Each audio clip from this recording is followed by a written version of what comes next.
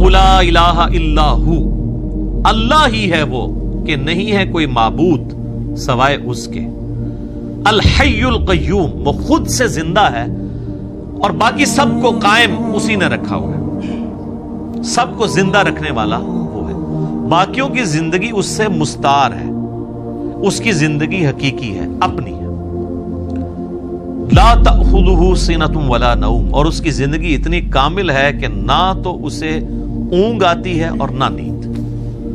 ہماری زندگی آپ دیکھ لیں ناقص ہے، ہم 24 گھنٹے کے اندر ایک دفعہ ضرور مر جاتے ہیں،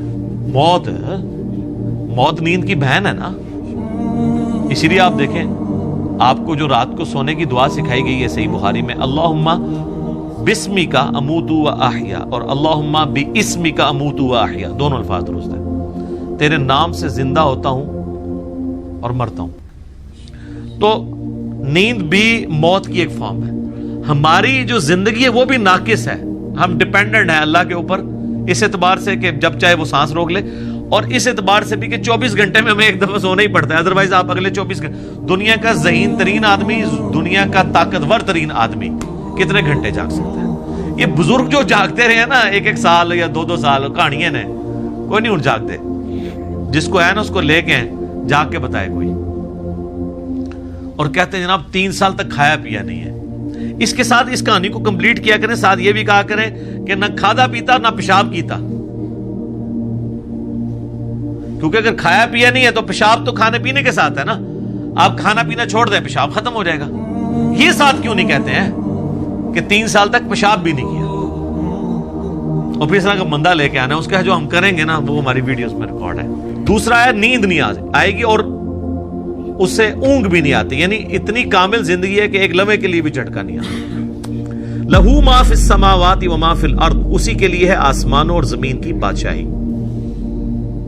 من ذا الذی یشفع عندہ الا باذنہ، کس کی جرأت ہے کہ اللہ کے حضور کسی کی شفاعت اور سفارش کر سکے سوائے اس کے اذن کے؟ ظاہر ہے کسی کی جرأت نہیں ہے۔ دنیا میں سفارش یہ ہوتی ہے کہ کسی شریف آدمی کو پکڑ کے پولیس لے گئی ہے تو ایک وہاں کا بڑا آدمی جا کے سفارش کرتا ہے کہ جی آپ کو غلط فہمی ہوئی ہے، میں اسے شروع سے جانتا ہوں، بڑا شریف آدمی ہے۔ اب اللہ کو اس طرح کی سفارش تو کوئی نہیں کر سکتا کہ یا اللہ آپ کو غلط فہمی ہوئی ہے، بندہ غلط پکڑ لیا آپ نے، نہیں، ایسے تو ہو ہی نہیں سکتا۔ اسی لیے اللہ نے کہا کہ اس کی جرأت ہے کہ مجھے کہے، مجھے سفارش کرے کسی کی، کہ میرے کہنے سے نہیں۔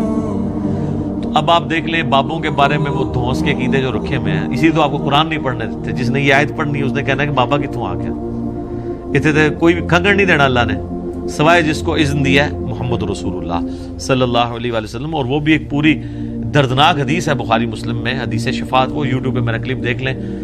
یعلم ما بین ایدیہم وما خلفہم، وہ جانتا ہے جو ان سے پہلے ہو چکا، جو ان کے بعد ہونے والا ہے۔ یعنی اللہ تعالیٰ ہمارا جس کی سفارش تم میرے پاس لے کے آؤ گے نا، مجھے پتا ہے اس نے پہلے کیا کیا اور آندہ کیا کر رہا ہے، مجھے بتا رہے ہو۔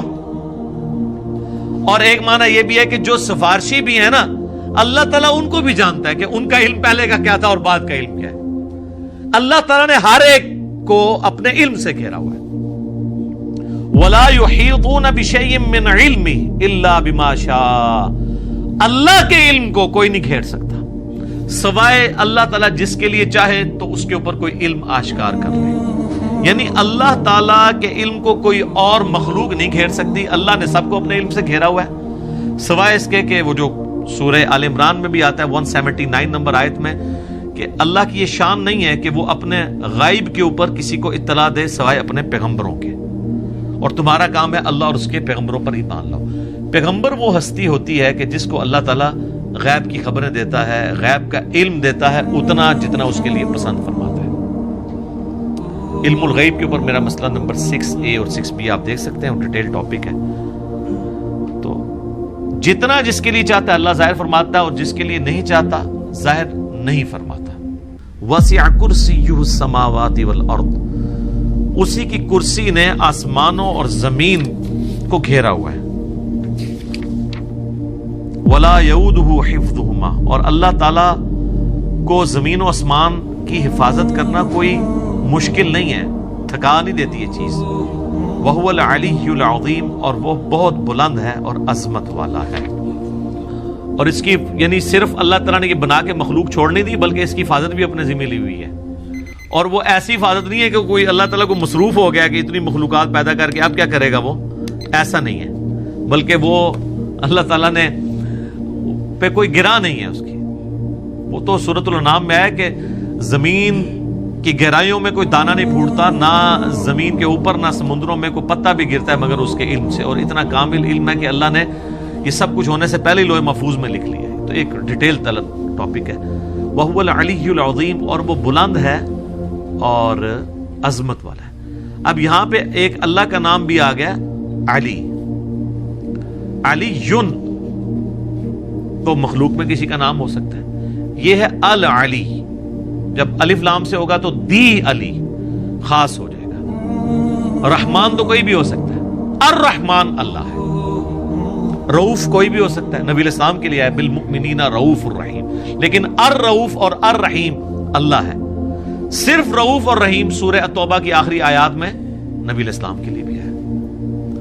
تو یہاں پہ بھی علی سے مراد بلند, عظمت والا, یعنی اللہ تعالیٰ اپنے عرش پہ مستوی ہے جیسا کہ اس کی شان کے لائق ہے, اور اپنی شان کے اعتبار سے بھی بلند ہے.